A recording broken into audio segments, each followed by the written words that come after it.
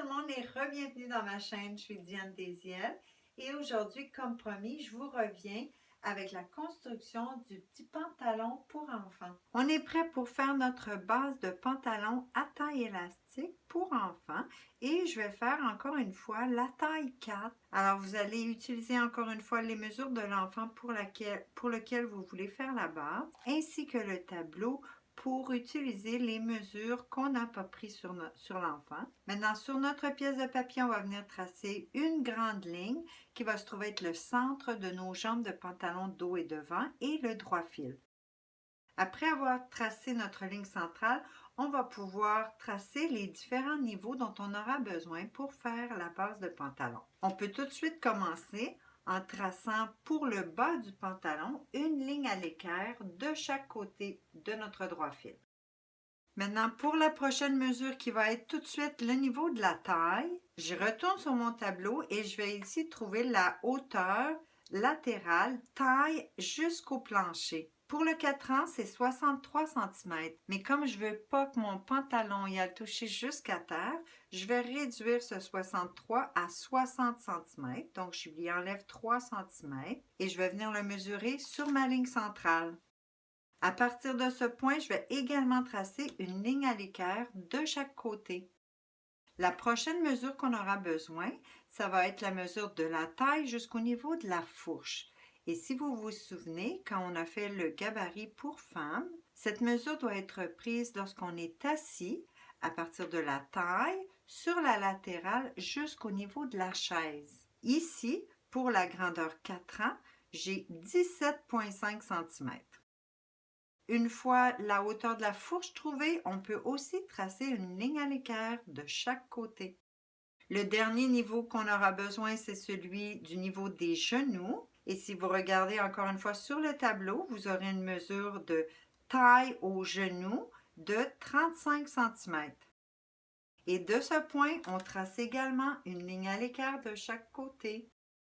Maintenant, les lignes de construction qui vont appartenir au dos et au devant sont tracées. J'ai utilisé mon crayon noir. Maintenant, je vais changer de couleur pour faire le devant en rouge. Et quand ça sera le temps de faire le dos, je vais utiliser une autre couleur comme le bleu. On va tout de suite commencer avec le bas du pantalon. Sur votre tableau, vous avez une mesure pour la largeur du bas de pantalon. Ici, j'ai 29 cm, mais ça, c'est la mesure du contour total de pantalon. Ici, on aura deux pièces, le dos et le devant, et on veut placer notre mesure également de chaque côté. Donc, vous pouvez tout de suite diviser votre mesure du bas par 4, ce qui va me donner 7,25 cm que je vais placer de chaque côté de mon droit fil. Maintenant, sur le tableau, vous allez aussi voir qu'on a une mesure pour le tour de genou. Mais ici, on a mesuré le corps de l'enfant. Alors, je vais pas utiliser cette mesure. Ce que je vais faire plutôt pour garder une forme normale de jambe de pantalon, c'est que je vais reprendre la mesure que j'ai trouvée pour le bas et je vais simplement lui ajouter 5 mm de largeur au niveau du genou de chaque côté. Donc, mon 7,25 plus 0,5, alors 7,75 de chaque côté du droit fil au niveau du genou.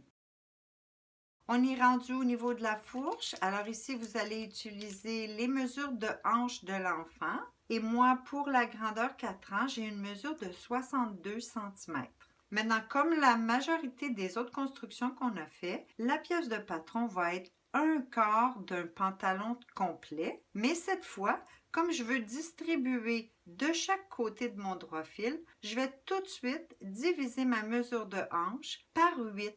Ici, j'ai trouvé 7,75 et je vais venir le placer de chaque côté de ma ligne centrale.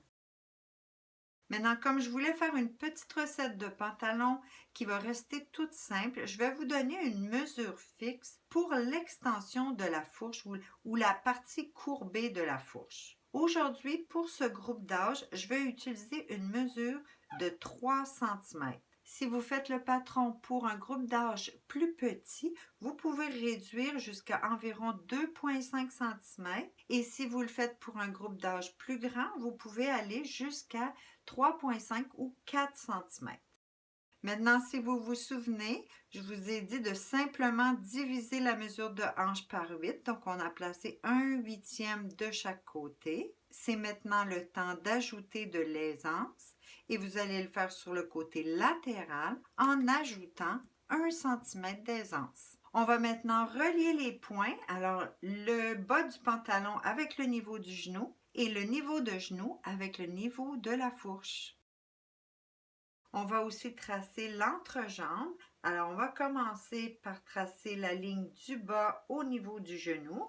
Puis, pour tracer notre entrejambe jusqu'au niveau de la fourche, je vais vous demander de placer votre règle au niveau du genou et l'autre côté environ 1 cm à l'intérieur de notre point final de fourche. On va venir tracer jusqu'à environ la moitié, puis on va pivoter pour rejoindre avec notre point final. Maintenant, on va continuer à faire le haut du pantalon. Je veux que vous veniez me tracer une ligne à partir du 1/8 de fourche du côté de la fourche. Vous allez tracer une ligne à l'équerre jusqu'au niveau de la taille. Pour compléter la fourche, vous pouvez mesurer la même distance que vous avez placée vers l'extérieur sur la ligne verticale. Ensuite, vous pourrez tracer une petite ligne courbée. Ici, juste à titre de référence, j'ai une profondeur pour ma courbe d'environ 1,5 cm. Le devant est presque terminé, il nous reste seulement qu'à compléter la latérale. Et ici, vous vous souvenez qu'on est en train de faire un petit pantalon à taille élastique, donc sans ouverture, et il doit passer par les hanches avant d'arriver au niveau de la taille. Alors, ce que je vais faire, c'est simplement vous demander de tracer à l'écart de votre niveau de fourche jusqu'au niveau de la taille et on peut dépasser pour la latérale d'environ 5 mm.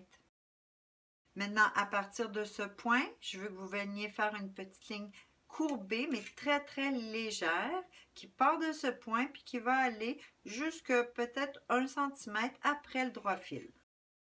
On change maintenant de couleur, puis on va faire notre dos. On va commencer par faire le bas du dos, qui va être directement par-dessus le plan du devant. Ici, vous avez déjà divisé votre bas de pantalon en 4. Mais moi, j'aime bien faire le dos de mon pantalon juste un petit peu plus large que la jambe du devant. Alors, on va ajouter à cette mesure 5 mm de chaque côté. On va faire la même chose au niveau du genou. Alors, je viens mesurer 5 mm de plus de chaque côté. Et pour le dos, on est déjà rendu au niveau de la fourche où je vais vous faire ajouter des mesures fixes qui vont être de 1,5 cm du côté latéral. Puis du côté de la fourche, vous allez ajouter 2/3 de ce que vous avez mis pour le devant. Donc ici, 2/3 de 3 cm, ça va être 2 cm. On peut maintenant relier les points de la latérale comme on l'avait fait pour le devant. On va également faire la même chose qu'on a fait pour l'entrejambe du devant, donc du bas au genou, puis du genou au niveau de la fourche. On garde notre règle environ 1 cm à l'intérieur, on trace la demi, puis on déplace notre règle en pivotant jusqu'à la destination finale. On va maintenant trouver le point taille médiane dos pour notre patron de dos. Et on va le mesurer à partir du devant. Vous allez mesurer 3 cm vers le haut et 4 cm vers la latérale. Maintenant qu'on a trouvé notre niveau taille et fourche dos, on va venir rejoindre ce nouveau point au point de fourche remontée trouvé sur le devant. Puis pour compléter notre ligne de fourche dos, on va venir tracer à partir de ce point jusqu'au point ressorti de 2 cm pour la fourche dos. Maintenant, pour faire notre taille du dos, on va reprendre la mesure qu'on a utilisée pour les hanches et additionner les deux côtés, donc 1,8 du côté de latéral et 1,8 du côté de la fourche, ce qui nous donne 1/4 de pantalon. On prend la mesure, moi ici j'ai trouvé 15 cm. On va venir le placer à partir du point taille fourche dos et on va pivoter notre règle jusqu'à ce que le 0 touche notre ligne de construction. Ensuite, on pourra tracer. Maintenant, pour la latérale, comme on l'a fait pour le devant, on va venir mesurer un petit 5 mm vers le haut. Puis on va tracer notre latérale. Vous pouvez le faire avec la règle courbe, mais ça va être une courbe très douce en rejoignant le 5 mm remonté. Ensuite, on va pouvoir corriger le petit bout de taille à la latérale du dos avec la courbe française, mais ça va être une petite courbe d'environ 7-8 cm. Ensuite, pour faire la bande de taille élastique, on pourra décider de faire une pièce séparée ou encore de faire la bande de taille élastique intégrée à notre pantalon. Et c'est ce que je vais faire pour cet exemple. Alors maintenant, pour mettre ma bande de taille à même, je vais devoir prendre la mesure de mon élastique que je veux utiliser, puis ajouter 2 fois la largeur de l'élastique en haut de ma ligne de taille. Et je fais la même chose pour le devant et pour le dos. En plus de cette mesure, donc 2 fois la largeur de mon élastique, je vais ajouter 3 à 5 mm supplémentaires pour compenser pour l'épaisseur du pliage de tissu.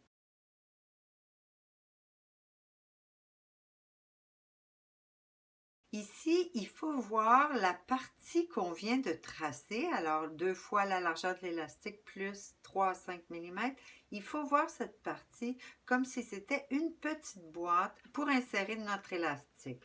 Alors, vous allez venir faire à partir de la ligne du haut, une ligne à l'équerre qui va rejoindre la ligne de taille de notre tracé. Comme vous pouvez le voir ici, sur ma latérale, j'ai des angles très différents pour le dos et le devant, mais c'est normal comme ça puisqu'on parlait de la petite boîte. Maintenant, on va tout simplement faire la même chose du côté des fourches, alors dos et devant. Maintenant, le tracé est complété. On va pouvoir positionner nos crans et retracer les deux pièces. Les crans vont être au niveau de la fourche, au niveau du genou de chaque côté. Vous aurez un cran simple au niveau de la fourche devant et un cran double pour la fourche du dos. En plus, je vais vous demander d'ajouter un cran supplémentaire pour se souvenir de notre largeur d'élastique. Donc, à partir du tracé original, on va venir mettre un cran à la largeur de notre élastique. Maintenant, une dernière chose, quand vous devrez coudre ce petit pantalon, vous aurez besoin de couper un élastique pour la taille et pour ce faire, retourner à votre mesure de corps que vous avez pris pour la taille. Ici, j'avais 52 cm et habituellement, à la mesure de corps, on va soustraire 2 à 2,5 cm. Donc, mon élastique devrait être coupé à 49,5 cm. C'est tout pour aujourd'hui. J'espère que vous aurez apprécié. Merci d'avoir été là et à la prochaine.